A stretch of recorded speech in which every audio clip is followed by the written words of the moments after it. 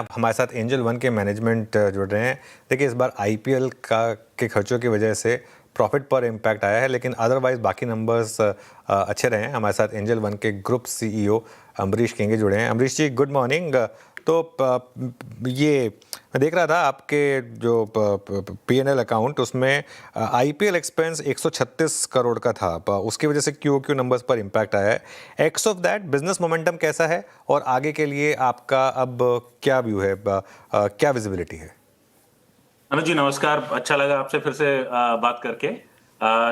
अगर आप देखें मोमेंटम काफी अच्छा रहा इस क्वार्टर में। अगर आप रेवेन्यू देखें, जनरली हम लोग ईयर ओवर ईयर देखते हैं क्योंकि फिर लाइक टू लाइक क्वार्टर हो जाता है, तो ईयर ओवर ईयर रेवेन्यू जो है 25% से भी ज्यादा बढ़ा।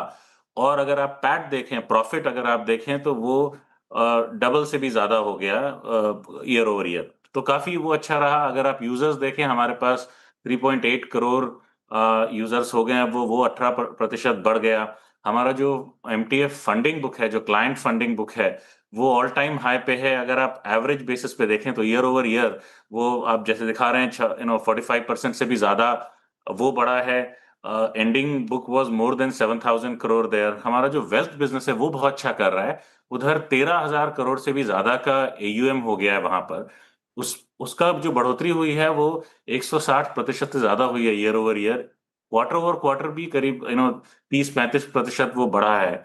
अगर आप देखें हमारा लेंडिंग बिजनेस, उसमें 530 करोड़ से ज्यादा का लेंडिंग हुआ है इस क्वार्टर। और उसमें भी आप अगर देखें तो 130% बढ़ोतरी आई है उसमें ईयर ओवर ईयर देखें।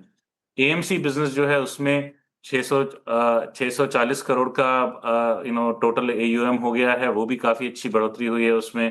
तो ओवरऑल म्यूचुअल फंड अगर आप देखें डिस्ट्रीब्यूशन, उसमें भी हम नंबर 2 पे हैं सिप में। तो अक्रॉस द बोर्ड काफी अच्छा क्वार्टर रहा हमारा अगर आप देखें। और जैसे आपने बोला वो आईपीएल कॉस्ट की वजह से आपको थोड़ा डिफरेंट दिखता है, बट ईयर ओवर ईयर देखें तो काफी अच्छा मार्केट शेयर्स में भी गेन काफी अच्छा हुआ है। बिल्कुल। आपकी कॉन कॉल में आपने कहा कि आप एक मल्टी प्रोडक्ट फाइनेंशियल इकोसिस्टम बनाना चाहते हैं rather than just a broking product. इस समय ब्रोकिंग 60% है, 40% बाकी डाइवर्सिफाइड है, लेंडिंग, वेल्थ मैनेजमेंट, एएमसी, जो अभी हम बात भी कर रहे थे। तो ये आगे जाते हुए मिक्स आपके हिसाब से परफेक्ट मिक्स क्या रहना चाहिए एंजल वन के लिए?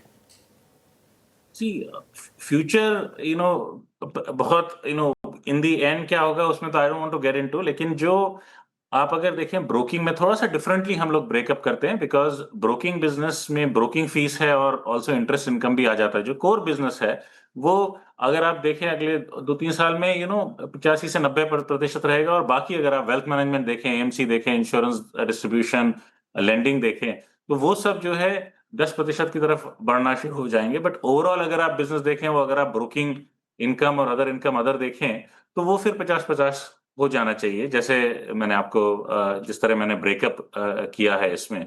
तो बट 10 अगर आप अदर बिजनेसेस देखें तो वो 10% से ज्यादा हो जाना चाहिए नेक्स्ट कपल ऑफ ईयर्स में, और वो ग्रो करेंगे काफी। ऑलरेडी मैंने एक चीज जो नहीं बताई, वो छोटा सा हमने एक पायलट भी शुरू कर दिया है लैस का, लोन लोन अगेंस्ट शेयर, अपने ही एनबीएफसी से। तो अक्रॉस द बोर्ड ये चीजें बढ़ती रहेंगी एंड डिवर्सिफिकेशन काफी हेल्प करेगा कंपनी को। अच्छा अमरीश जी, एक बात पूछ रहा हूँ। आई मीन आईपीएल के साथ आपकी एसोसिएशन अब तक कैसी रही? अभी तक इसने क्या दिया आपको, और आगे जाके भी आपके एड स्पेंड्स और आईपीएल के साथ आपकी एसोसिएशन कब तक कंटिन्यू करेगी? इस पर प्रकाश डालिए थोड़ा सा। सी आईपीएल जो है, आप बीरेन जी आप जानते हैं कि ये ब्रांड स्पेंड है। तो हम लोग क्या करते हैं, जब इवन अगर आप परफॉर्मेंस स्पेंड करें तो परफॉर्मेंस मैट्रिक्स देखते हैं, जब ब्रांड स्पेंड आप करते हैं तो ब्रांड मैट्रिक्स देखते हैं। तो हम लोग फॉलो करते हैं टॉप ऑफ माइंड कैसे चेंज हुआ, टॉप बॉक्स कंसिडरेशन कैसे चेंज हुआ, और वो काफी अच्छा चल रहा है। अगर आप देखें 3 साल से हम करते आ रहे हैं आईपीएल। अगर 3 साल पहले आप देखें, किसी को पूछें कि भाई एंजल वन क्या करता है, और अभी पूछें, तो उसमें बहुत डिफरेंस है। सो वो वर्ड ऑफ माउथ और लोगों को समझना कि हम क्या कर रहे हैं वो बढ़ता जा रहा है। हमारा ये 5 ईयर का कॉन्ट्रैक्ट था, तो 2 साल और बचे हुए हैं इसमें। तो अगले 2 साल भी आप देखेंगे हमको आईपीएल पे। ओके, ठीक है। मैं ये आईपीएल के आपकी सेशन उस पर थोड़ा सा बात करना चाह रहा था।